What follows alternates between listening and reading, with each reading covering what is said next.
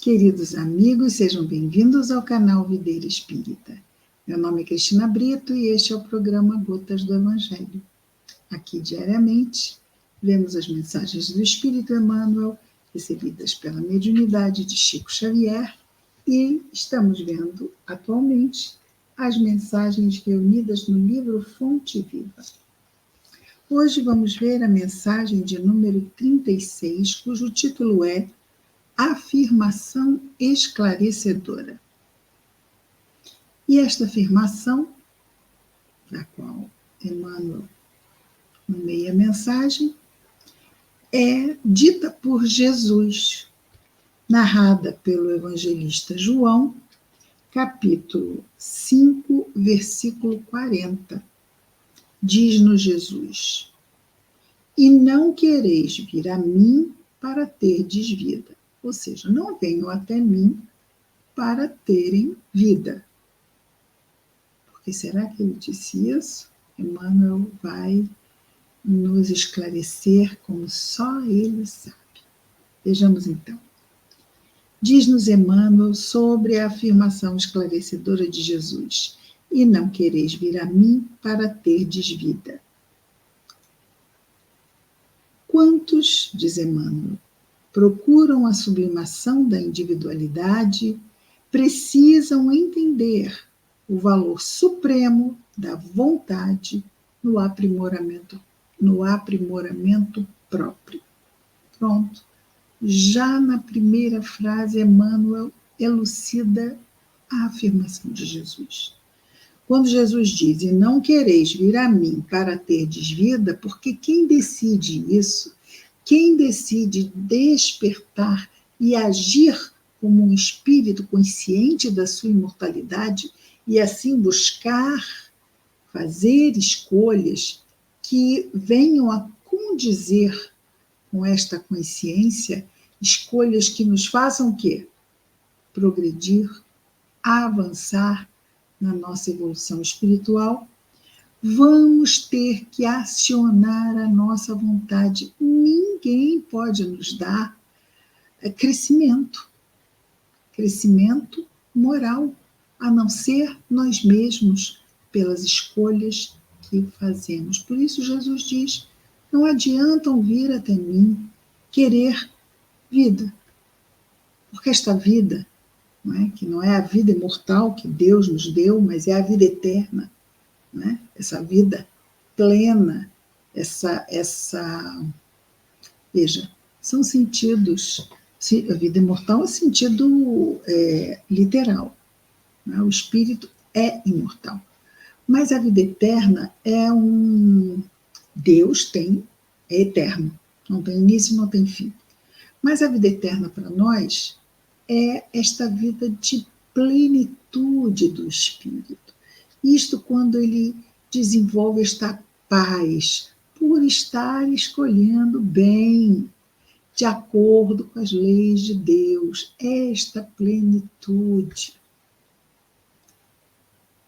Só quem vai nos dar isto somos nós, efetivamente nós. A providência divina nos oferece as oportunidades, inclusive a própria reencarnação. Nos oferece talentos, inclusive saúde, família, inteligência.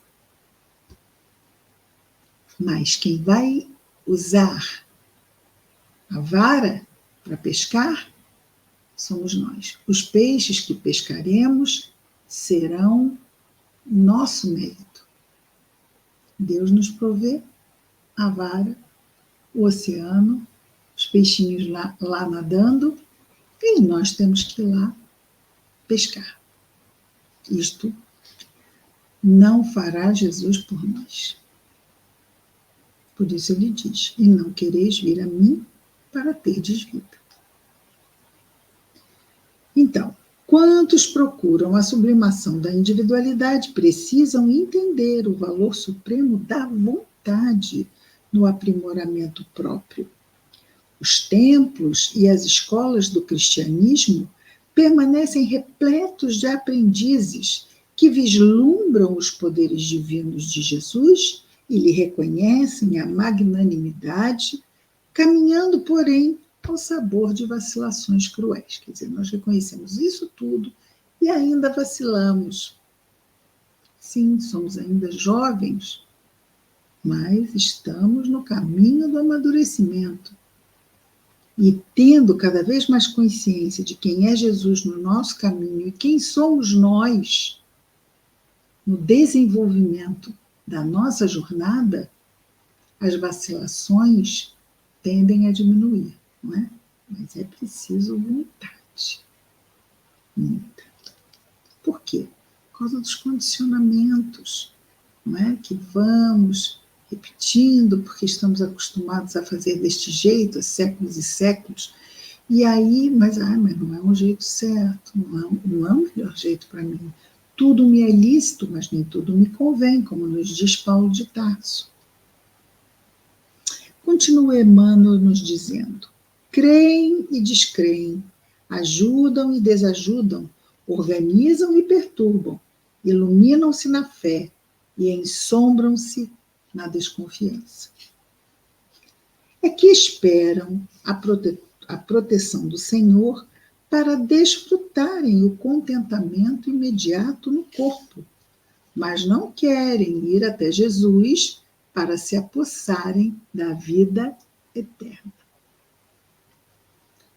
Pedem o milagre das mãos do Cristo, mas não lhe aceitam as diretrizes. Sim, muitas vezes envolve o quê?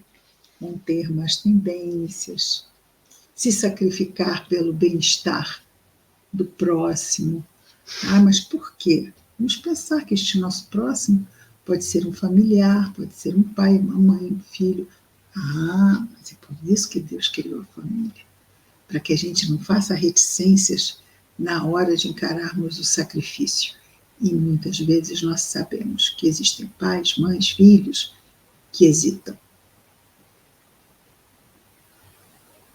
Acontece. Continua o nosso Emmanuel dizendo assim: pretendem ouvir o Cristo à beira do lago sereno, em preleções de esperança e conforto. Todavia, negam-se a partilhar com Jesus o serviço da estrada, através do sacrifício pela vitória no bem.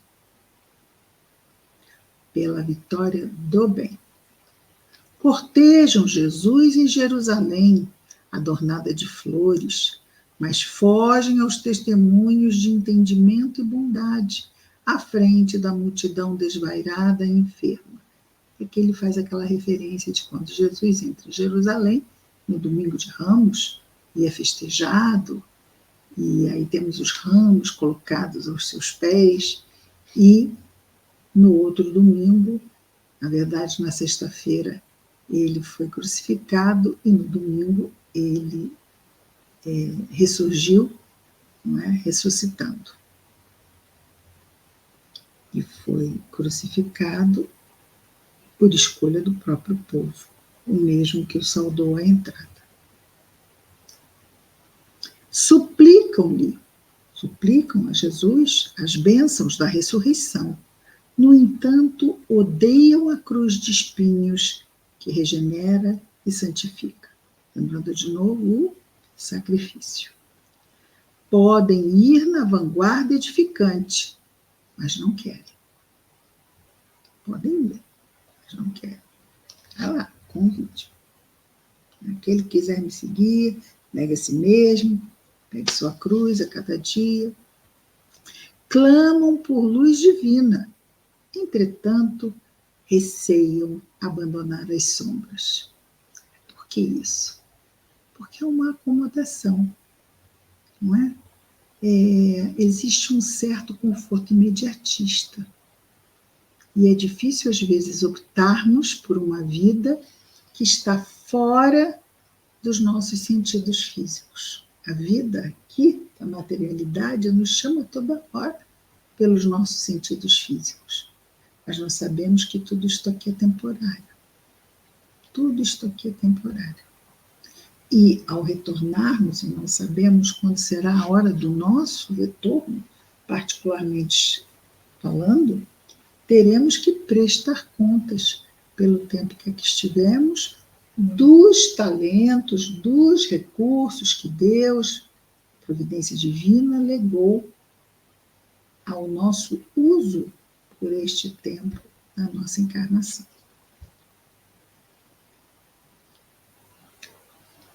Caminhando para a conclusão, diz-nos Emmanuel: suspiram pela melhoria das condições em que se agitam, todavia detestam a própria renovação. Mas a renovação nos dará esta plenitude? Sim, mas temos que abrir mão de hábitos que estão muito arraigados em nós. Quando a doutrina fala do orgulho, da vaidade, do egoísmo, isso se traduz em tantas e tantas condições, experiências, vivências que vivemos aqui na encarnação. E que muitas vezes ainda, sem nos darmos conta, fazemos essas escolhas voltadas para o egoísmo, voltadas para o orgulho. Acontece. Reflexão. Mas será que eu estou fazendo isso? Preciso refletir. Não para julgar. Refletir.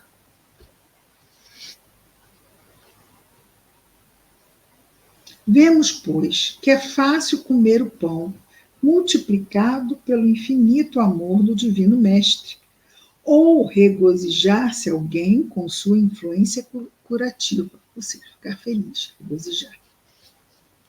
Mas, para avançar a vida abundante de que ele se fez o embaixador sublime, não basta a faculdade de poder e o ato de crer, mas também é necessária a vontade perseverante de quem aprendeu a trabalhar e servir, a aperfeiçoar e querer.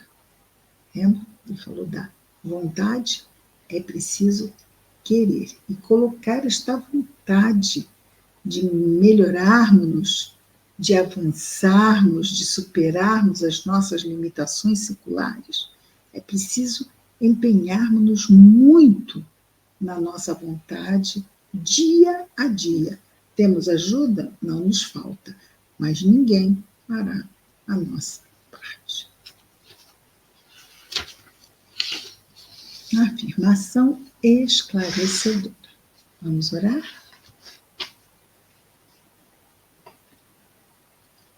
Jesus amado, querido amigo, estamos aqui, Senhor, construindo a nossa jornada dia a dia. Rogamos, Senhor Jesus, que nos fortaleça a fim de empenharmos a nossa vontade de forma mais determinante, mais determinada, mais perseverante. Que tenhamos paciência conosco mesmo, diante das nossas possíveis, prováveis e certas quedas que ainda teremos, mas que a cada uma levantaremos e prosseguiremos, Senhor, pois Tu nos mostras o caminho de forma amorosa e firme. Abençoa-nos, Senhor. Ajuda-nos na vigilância e na lembrança da oração, Jesus. Abençoa o nosso anjo guardião, todos os nossos afetos, mas não apenas, Senhor Jesus. Abençoa todos os nossos irmãos de humanidade, em especial, aqueles que neste momento, onde quer que se encontrem, estejam em sofrimento. Obrigado por tudo, Mestre amado. Graças a Deus.